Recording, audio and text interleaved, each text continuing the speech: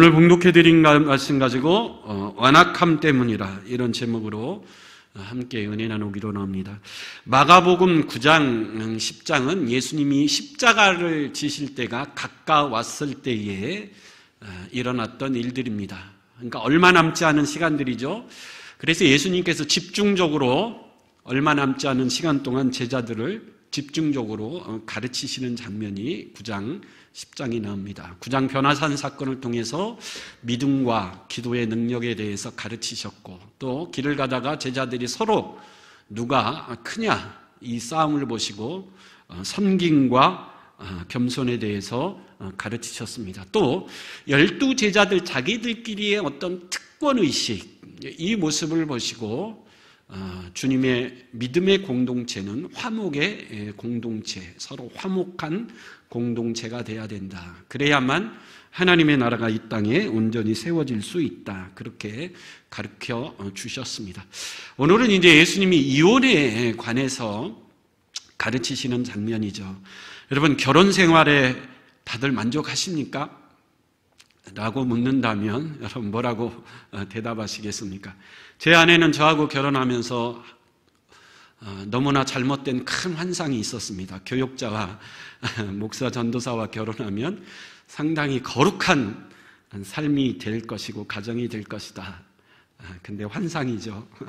여러분, 목사라고 뭐 특별한 게 없습니다. 하루 밥 세 끼 먹는 거 똑같고, 보통 남자들이 가지고 있는 기질, 다 못된 기질을 다 가지고 있죠. 그래서 여러분, 결혼해서 한 남자와 한 여자가 만나서 결혼을 해서 한 몸이 되어 한 평생을 산다라는 것, 여러분 말같이 그렇게 쉬운 일이 아닙니다. 목사님들끼리 모이면 목회하기 가장 힘든 사람이 누구냐? 모든 목사님들이 이구동성으로 하는 말이, 목회하기 가장 힘든 사람은 장로님도 아니고 권사님도 아니고 성격이 모난 사람도 아니고, 목회하기 가장 힘든 사람은 모든 목사님들이 이구동성으로 일치하는데 사모 목회가 제일 힘들다. 그렇게 일치를 합니다. 여러분, 오늘 설교가 정말 은혜로운 설교냐? 누구를 보면 알 수 있죠? 사모가 은혜 받으면 그날 모든 성도들이 다 은혜 받은 겁니다. 그래서 사모가 설교에 은혜 받기가 가장 힘들고 사모 목회가 목회하기가 가장 힘들다. 그만큼 부부라는 것은 참 함께 한평생을 산다라는 것 쉽지가 않다라는 거죠. 오늘 예수님이 이혼에 대해서 가르치시는데 이 동기는 바리새인들이 물었기 때문입니다. 근데 여러분, 바리새인들이 예수님에게 이혼에 대해서 물었는데 결코 선한 의도, 몰라서 궁금해서 물은 질문이 아닙니다. 바리새인들은 끊임없이 예수님을 책잡아 넘어뜨리려고 했고, 끊임없이 예수님을 기회를 봐서 죽이려고 하는 악한 의도를 가지고 있었던 사람들이 바리새인들입니다. 물론 그 시도는 번번이 실패했죠. 그럼에도 불구하고 바리새인들은 포기하지 않았습니다. 왜냐하면 그 배후에는 악한 사단이 있었기 때문이죠. 오늘날도 마찬가지입니다. 악한 사단은 저와 여러분들을, 우리 교회를 넘어뜨리기 위해서 수단과 방법을 동원할 것이고, 결코 포기하거나 멈추지 않고, 마귀는 잠자는 법도 없고 쉬는 법도 없죠. 저와 여러분들을 넘어뜨리려고 하고 우리 교회를 무너뜨리려고 줄기차게 쉬지 않고 공격한다라는 것 반드시 기억할 필요가 있습니다. 오늘 본문에도 마귀는 바리새인들을 통해 예수님에게 무서운 함정을 파놓고 예수님을 무너뜨리려고 하는 그런 의도를 가지고 악의에 찬 사악한 질문을 하죠. 바리새인들은 모든 것을 다 계산해 놓고 예수님에게 질문을 했습니다. 오늘 본문 2절에 보면, 사람이 아내를 버리는 것이 옳으니까, 이혼하는 것이 하나님의 뜻입니까? 이혼이 성경적입니까? 물은 것이죠.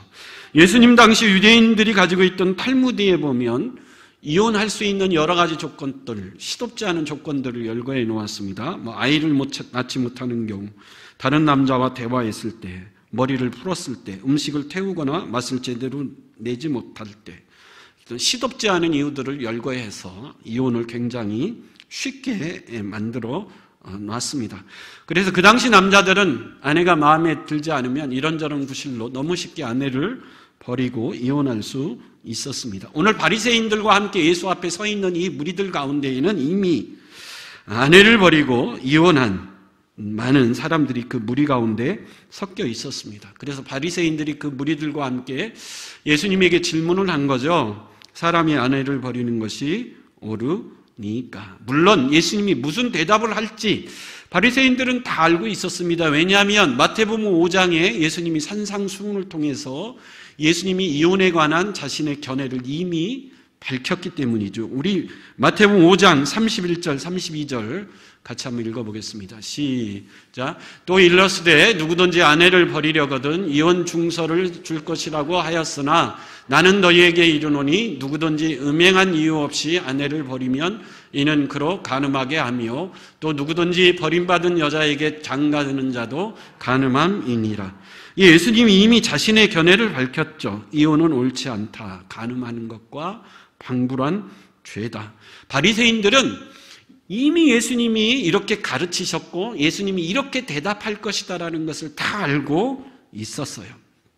그럼에도 불구하고 질문한 의도는 예수님의 그 대답 속에 바리새인들이 쳐놓은 무서운 두 가지 올무가 있었기 때문입니다. 첫째, 예수님이 그렇게 대답하면 그 대답을 구실로 예수님을 죽이려고 했습니다. 마태복음 3장 6절에 보면 바리새인들이 헤롯 왕과 함께 예수님을 죽이려고 의논했다라는 말이 나오는데 우리 마가복음 3장 6절 같이 한번 읽어보겠습니다. 시작. 바리새인들이 나가서 곧 헤롯 왕과 함께 어떻게 하여 예수를 죽일까 의논하니라. 헤롯 왕은 당시 분봉왕 헤롯 왕을 따르는 무리들이죠. 이 바리새인들이 그 헤롯 왕과 함께 예수를 어떻게 하면 죽일까 모사를 꾸몄다라는 겁니다. 그래서 사람이 아내를 버리는 것이 옳으니까 이혼하는 것이 맞습니까? 여러분, 이 질문이 어떻게 예수를 죽일 수 있는 사악한 질문이 될 수 있을까요? 오늘 보면 1절에 보면 예수님이 계신 곳은 요단강 건너편 곧 베레아라고 합니다. 여러분, 베레아라고 하는 지역은 갈릴리 지역과 함께 당시 분봉왕 헤롯이 다스리는 영토입니다. 근데 마가복음 6장에 보면 이 분봉왕 헤롯이 세례 요한을 목베어 죽였다고 합니다. 분봉왕 헤롯이 왜 세례 요한을 목베어 죽였죠? 마가복음 6장 18절 세례 요한이 헤롯 왕을 이렇게 책망했기 때문인데 마가복음 6장 18절 같이 읽어보겠습니다. 시작. 이는 요아신이 헤롯에게 말하되 동생의 아내를 취한 것이 옳지 하였다 하였음이니라.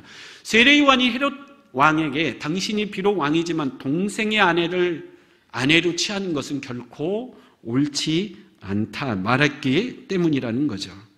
헤롯 왕은 원래 아레다의 왕의 딸과 정략 결혼을 했습니다. 근데 헤롯 왕이 어느 날 자신의 이복 동생 베다른 동생이 빌립의 집에 갔는데 그 빌립의 아내 헤로디아가 너무 아름다운 거예요. 그래 헤롯 왕이 그 헤로디아의 미모에 반합니다. 근데 이 헤로디아도 헤롯 왕을 만나면서 왕의 권력이 너무 좋은 거예요. 두 사람의 마음이 통했죠. 그래서 즉시 정이 통했습니다. 그래서 헤롯 왕은 자신의 원 아내 아레다와 이혼했고 헤로디아도 그의 남편 빌립과 이혼해서 둘이 결혼을 했습니다. 그러자 세례 요한이 헤롯 왕을 꾸짖은 거죠. 십계명에 보면 출애굽기 20장 17절에 보면 이웃의 아내를 탐내지 말라 그랬는데 어떻게 당신은 비록 배다른 동생이지만 이복 동생의 아내를 탐내서 아내를 빼앗아 취할 수 있느냐 이렇게 헤롯 왕을 책망한 거죠.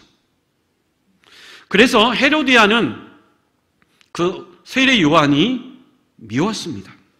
그래서 헤롯 왕이 자신의 남편이 이 요한의 말을 듣고 자신을 쫓아내지 않을까 그런 두려움이 생겨서 자신의 남편을 설득해서 세례 요한을 감옥에 가두고 더 이상 떠들지 못하게 했습니다.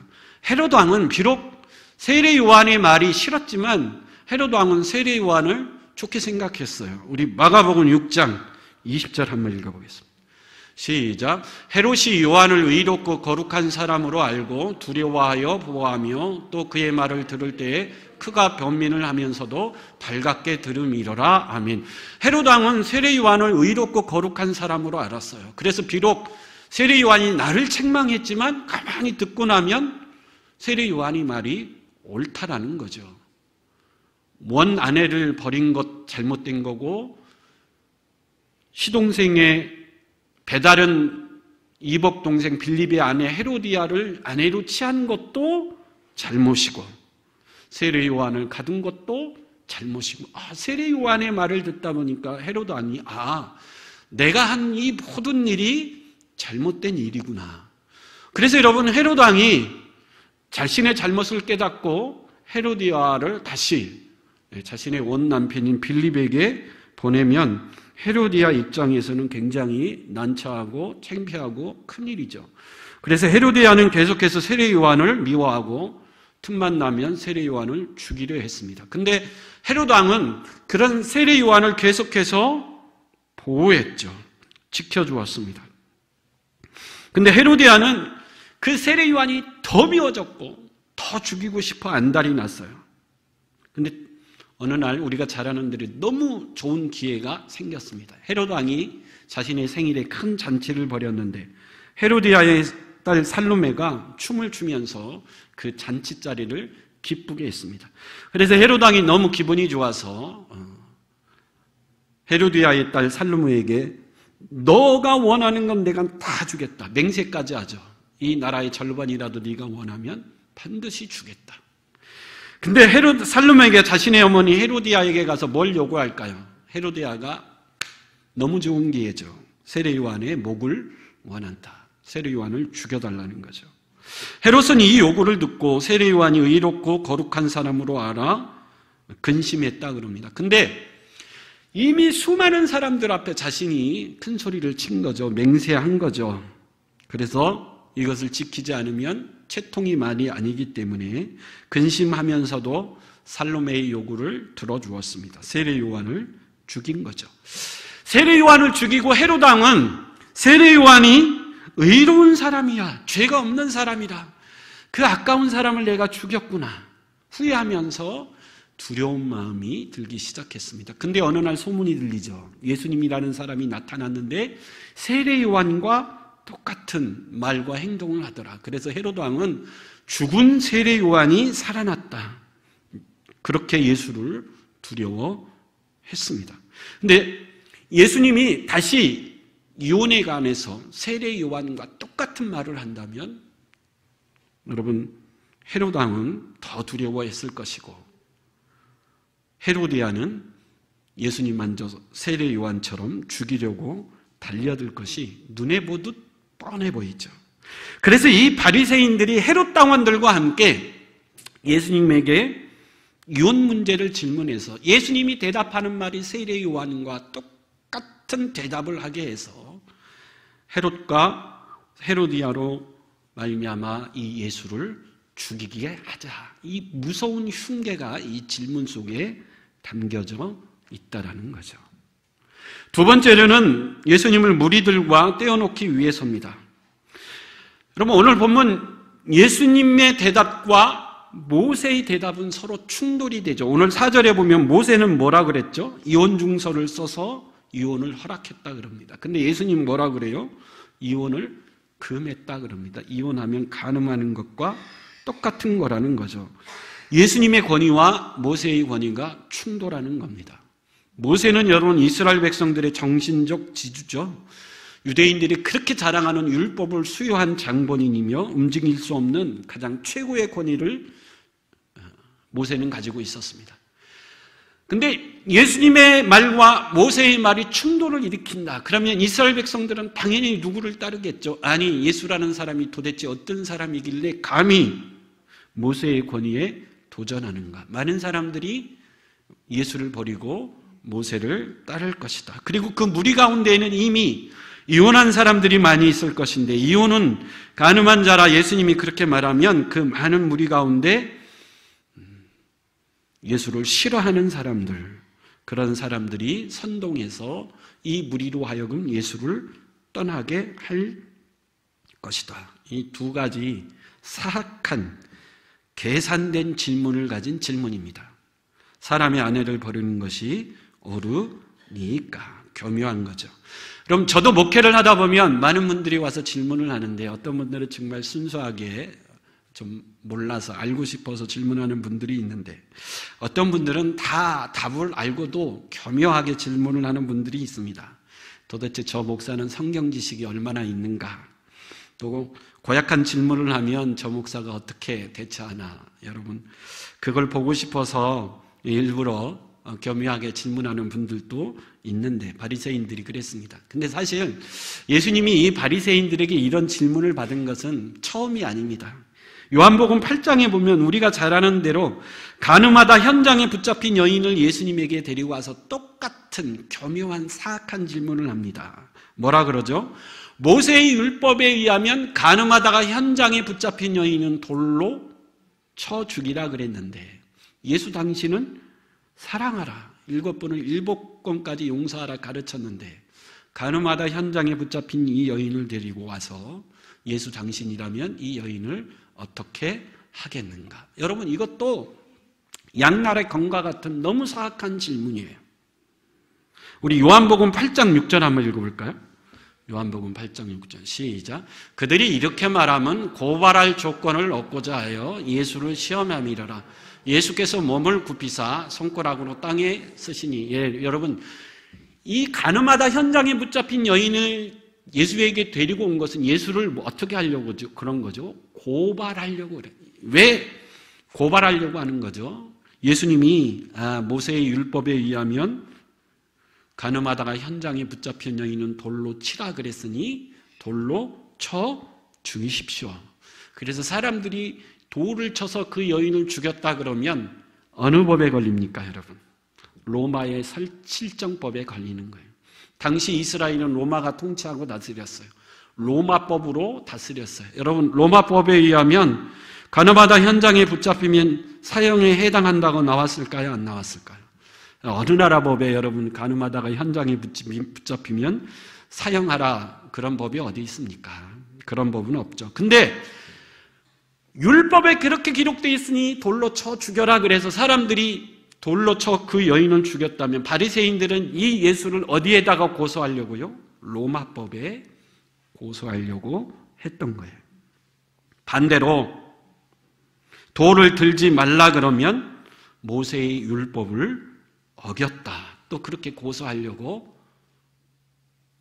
한 거죠. 우리 신명기 22장 22절 한번 읽어요. 신명기 22장 22절 시작. 어떤 남자가 유부녀와 동침한 것이 드러나거든 그 동침한 남자와 그 여자를 둘 다 죽여 이스라엘 중에 악을 제할지니라.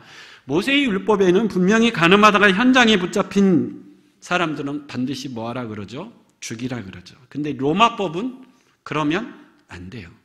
이래도 걸리고 저래도 걸리는 겁니다. 죽이라 그러면 로마법에 걸리고 아니라 그러면 구약의 율법에 걸리는 거예요. 양날의 검 같은 질문입니다. 예수 당신이라면 이 여인을 어떻게 하겠습니까? 그때 예수님은 몸을 구부린 채 손가락으로 바닥에 뭘 쓰셨다 그럽니다. 그리고 무리들을 향해 너희 중에 죄 없는 자가 먼저 이 여인에게 돌을 던지라.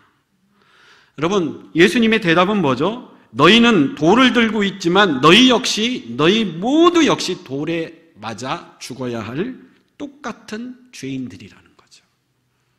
우리를 향해 돌을 들 수 있는 분은 하나님 한 분밖에 없다라는 말씀입니다. 그래서 바리새인과 무리들은 돌아갔다 그럽니다. 오늘 본문에도 바리새인들이 헤롯 왕과 함께 예수를 죽이려고 찾아와 물었습니다.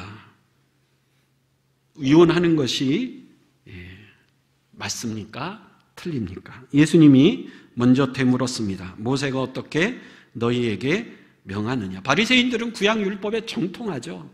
즉시로 대답합니다.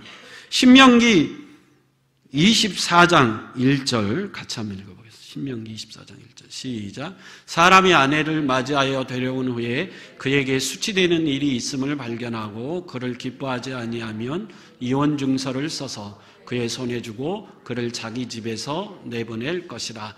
예, 모세는 자기 아내에게 수치스러운 일이 발견하면 이혼증서를 써주고 뭐하라 그랬다 그래요? 이혼하라 그랬다 그럽니다. 바리새인들은 구약율법에 정통했으니까 바로 대답을 한 거죠. 예수님은 뭐라고 그러죠? 너희들이 그 모세의 율법 말씀을 오해했다라는 거죠. 왜 그렇죠? 여러분, 이 모세의 이 말은 이혼을 장려하는 것이 아닙니다. 할 수 있으면 이혼을 하지 말라는 의도예요. 그러니까 이 법이 생겨난 배경을 간단히 설명하면 이렇습니다. 우리가 살펴본 대로 간음하다가 현장에 붙잡히면 돌로 쳐 죽여야 합니다. 근데 여러분, 그렇게 붙잡혔을지라도 살아나는 방법이 있어요. 살 수 있는 방법. 어떤 방법일까요? 자기 남편이 이혼증서를 써서 이혼을 하면 이 여인은 돌에 맞아 죽지 않아도 됩니다. 그래서 죽을 수밖에 없는 여인을 살리기 위해서 이혼증서를 써서 그 여인을 돌로 쳐 죽이기보다는 이혼증서를 써주어 이혼하라는 거예요. 그러면 비록 수치스러운 일을 이 여인이 저질렀더라도 남편이 이혼증서를 써주면 신명기 24장 2절에 보면 다른 남자와 뭐 할 수 있는 길이 또 열리죠? 재혼할 수 있는 길이 열립니다.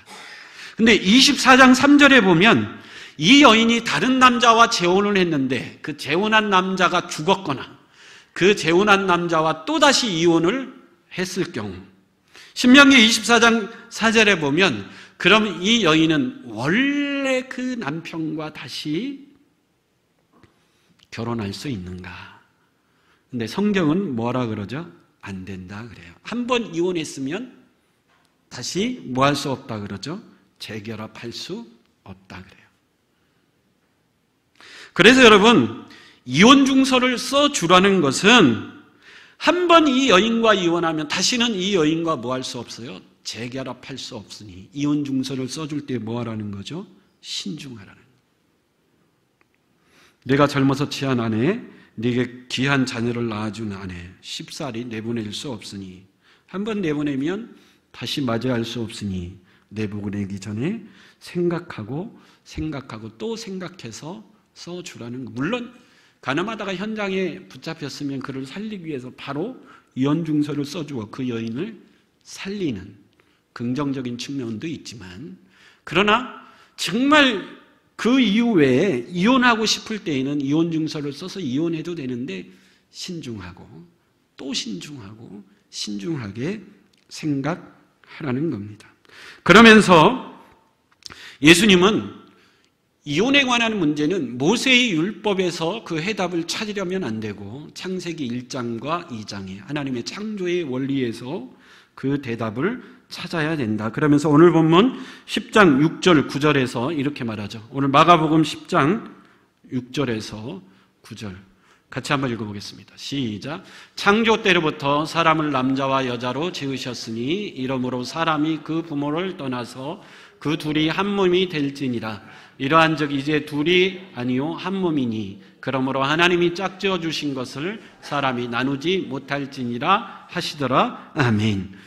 이 문제는 모세의 율법에 의해서 해답을 찾아야 하지 말고 창세기 1장과 2장이 하나님의 창조의 원리에 의해서 찾아야 되는데, 두 가지 예수님이 말씀하셨죠. 첫째는 하나님이 남자와 여자로 지으셨다라는 거죠. 여러분, 한 남자와 한 여자로 지으셨습니다. 한 남자와 여러 여자, 한 여자와 여러 남자가 아니고 결혼은 한 남자와 누가요? 한 여자가 만나서 하는 것이 결혼인데, 여러분 생각해 보십시오. 에덴 동산에서 아담과 하와는 이혼을 생각할 수 있었을까요? 없었을까요? 없었죠. 왜죠? 다른 남자와 다른 여자가 없었기 때문에. 이혼하고 싶어도 더 이상 만날 사람이 없잖아요. 그래서 에덴 동산에서는 이혼을 상상할 수 없었습니다. 그들이 이혼했다면 창세기 3장은 기록되지 않고 창세기 2장으로 끝났을 겁니다. 하나님이 남자와 여자로, 한 남자와 한 여자로 창조하셨고, 창세기 2장 24절 한번 읽어볼까요? 시작. 이러므로 남자가 부모를 떠나 그의 아내와 합하여 둘이 한 몸을 이룰지니. 여러분 두 가지 중요한 원리가 있어요. 결혼하면 부모를 뭐하라 그러죠? 떠나라 그래요. 여러분 모든 부부의 문제, 가정의 문제의 많은 부분은 뭐죠? 부모를 떠나지 못했기 때문에 생기는 문제들이에요. 그리고 결혼했으면 시부모에게서도 떠나고 친정 부모에게, 그러니까 완전히 떠나라는 것이 아니라 영향력에서 떠나라는 거예요. 그래서 더 이상 부모들 때문에 부부가 힘들어하지 않도록 결혼했으면 부모를 떠나라는 거죠. 그리고 결혼은 둘이 뭐 하는 것이다라는 거죠? 한 몸이 된 것이라. 한 몸이 된 거예요. 그리고 오늘 보면 10장 9절에 보면 그러므로 하나님이 짝지어 주신 것은 사람이 뭐하지 못하리라, 나누지 못하리라. 이것이 하나님이 세상을 창조하시고 만들어 놓으신 창조의 원리 가운데 하나님이 세우신 결혼의 원리라는 거죠. 우리의 만남은 누가 짝지어 주신 거죠? 하나님이 짝지어 주신 것이고, 하나님이 짝지어 주신 것을 사람이 뭐 할 수 없다 그러죠? 나눌 수 없다. 이게 하나님이 정해놓은 창세기의 창조의 원리라는 거죠. 그래서 예수님은 말씀을 적용하되 제대로 적용해야 된다는 거죠. 모세의 율법으로 적용해서는 안 되고 그 이전에 하나님이 창조 때에 만들어 놓은 창조의 원리에서 그 답을 찾아야 된다는 거죠. 근데 여러분, 하나님이 짝지어 주신 것을 사람이 나누지 못한다 그랬는데, 오늘 마가복음 10장 5절 같이 한번 읽어볼까요? 마가복음 10장 5절 시작. 예수께서 그들에게 이르시되 너희 마음이 완악함으로 말미암아 이 명령을 기록하였거니와. 왜? 하나님이 짝지어 주신 것을 사람이 나누지 못했는데 모세는 왜 이혼 증서를 써서 이혼을 허락했어요? 우리의 뭐 때문이죠? 완악함 때문이라 그랬다. 완악함. 오늘 여러분 이 단어에 집중해야 됩니다. 이혼은 원래 하나님의 의도가 아닌데 그럼에도 불구하고 모세의 율법을 통해서 허락하신 이유는 다른 이유가 없다라는 거죠. 우리의 완악함이에요. 우리의 마음이 너무 완악하기 때문에, 인간의 마음에 있는 죄성 때문에 허락한 것이다라는 거죠. 마음이 완악하다. 여러분 어디에 이 단어가 제일 많이 등장하죠? 출애굽 때 바로를 이야기할 때 바로의 마음이 완악해서 가장 많이 등장하는 단어입니다. 우리 출애굽기 8장 19절 한번 읽어보겠습니다. 시작. 요술사가 바로에게 말하되 이는 하나님의 권능이니이다 하였으나 바로의 마음이 완악하게 되어 그들의 말을 듣지 아니하였으니 여호와의 말씀과 같더라. 하나님이 10가지 재앙을 애굽에 쏟아 부었어요. 애굽의 요술사들이 바로에게 와서 뭐 하는 거죠? 이 기적은 누구의 권능이라는 거죠? 하나님의 권능이니까 하나님의 말을 들으십시오 그랬더니 바로가 마음이 뭐해서요? 완악해서 하나님의 말을 듣지 않더라는 거예요. 그래서 여러분, 완악하다라는 것은 하나님의 뜻을 알지만 그럼에도 불구하고 자기 고집대로 자기 길을 가겠다고 고집하는 것을 성경은 뭐라 그러죠? 완악하다 그래요. 바로 왕이 그랬다는 거예요. 출애굽기 7장 3절 4절 한번 읽어보겠습니다. 출애굽기 7장 시작. 내가 바로의 마음을 완악하게 하고 내 표징과 내 이적을 애굽 땅에서 많이 행할 것이나 바로가 너의 말을 듣지 아니할 터인즉 아멘. 여기까지만 읽을게요. 바로의 마음이 완악한데 완악한 마음의 가장 큰 특징이 4절에 뭘로 나타나죠? 하나님의 말씀을 듣지 않는 걸로 나타난다. 저 사람이 마음이 완악하다. 성경은 어떻게 판단하는 거다고요? 하나님의 말씀을 듣지 않는다. 왜 그렇죠? 믿음은 로마서 10장 17절 그러므로 믿음은 들음에서 나며 들음은 그리스도의 말씀으로 말미암아. 여호와의 말씀이 들려지면 말씀을 들으면 믿음이 생기고 믿음이 생기면 순종하게 되고 순종하면 믿음이 더 성장하죠. 근데 마음이 완악한 사람의 가장 큰 특징은 그 여호와의 말씀이 들리지 않는다. 듣지 않는다. 사도행전 26장 14절 한번 읽어볼까요? 사도행전 26장 시작. 우리가 다 땅에 엎드려짐에 내가 소리를 들으니 히브리 말로 이르되 사울아 사울아 내가 어찌하여 나를 박해하느냐 가시체를 깃발질하기가 내게 고생이니라. 사울은 그렇게 교회를 핍박하고 그리스도인들을 핍박했지만 사울은 여호와의 말씀을 들을 수 있는 뭐가 있었죠? 귀가 있었어요.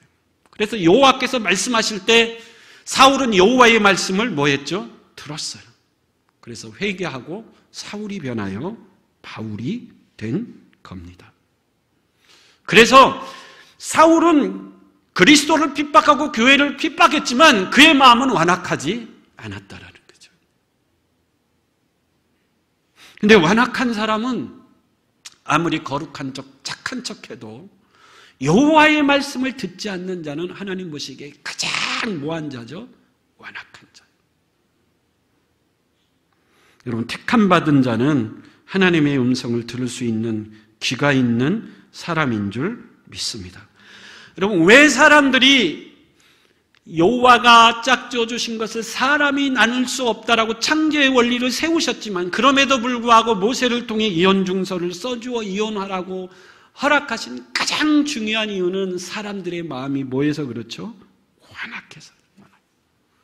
하나님의 말씀이 분명히 들려지지만 하나님의 말씀을 분명히 깨달아지지만 그럼에도 불구하고 나는 내 고집대로 뭐하겠다? 살겠다라는 이 완악한 마음 때문에 그랬다는. 그래서 여러분 오늘 본문을 통해서 예수님이 하고 싶은 말은 이혼을 해야 되느냐 안 해야 되느냐 이걸 말하고 싶은 것이 아닙니다.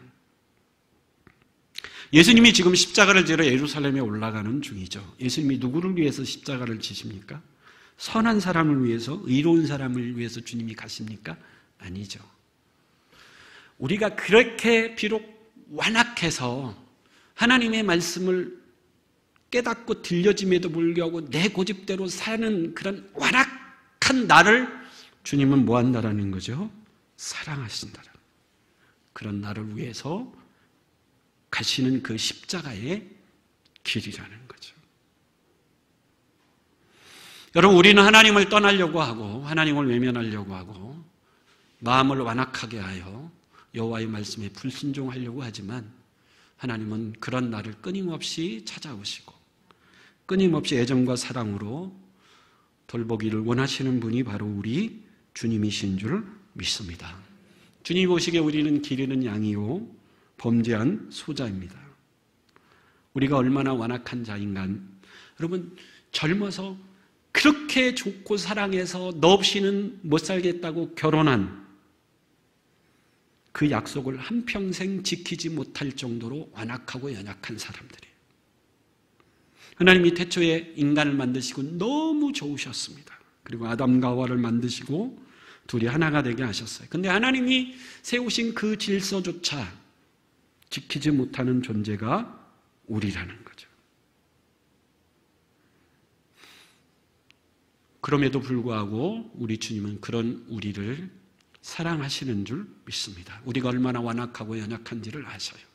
그래서 이혼 중서를 써줘서 이혼을 허락하십니다. 그럼에도 불구하고 끊임없이 우리를 사랑하시는 분이 바로 우리 주님이신 줄 믿습니다. 여러분들이 너무 힘들고 어려워서 저한테 찾아와 목사님 이혼을 해야 될까요? 말아야 될까요?